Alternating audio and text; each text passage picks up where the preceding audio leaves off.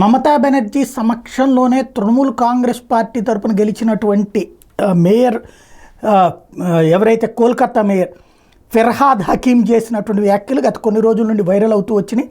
అక్కడ జరిగినటువంటి all India Quran competition ఉద్దేశించి ప్రసంగిస్తూ ముస్లిమేతరులుగా పుట్టిన వాళ్ళు దురదృష్టవంతులు, వాళ్ళని ఇస్లాంలోకి తీసుకురావాలి అని ఇచ్చినటువంటి పిలుపు మీదన పెద్ద ఎత్తున ప్రశ్నిస్తున్నటువంటి సందర్భంలో మమత కూడా ఎందుకు ఖండించలేదు అని, లేదా ఇదెక్కడి వైఖరి అని ప్రశ్నిస్తున్నటువంటి సందర్భంలో మేయర్ ఫిర్హాద్ హకీం మరొకసారి దాని మీదన రెస్పాండ్ అయ్యారు. అదేమి వివాదం లేదన్నారు, తన వ్యాఖ్యలు తప్పు లేదన్నారు, తాను లౌకికవాదిని చెప్పుకొచ్చారు. అదే సందర్భంలో అన్ని మతాల్ని గౌరవిస్తున్నానన్నారు. నేను అన్నటువంటి తప్పు కాదు, ముస్లిమేతరుగా పుట్టిన వాళ్ళు దురదృష్టవంతులే, వాళ్ళని ఇటు తీసుకురావాలని చెప్పడంలో తప్పు లేదని వాదిస్తున్నారు. మమతా బెనర్జీ కూడా ఆ విషయంలో ఎలాంటి వైఖరి చెప్పలేదు.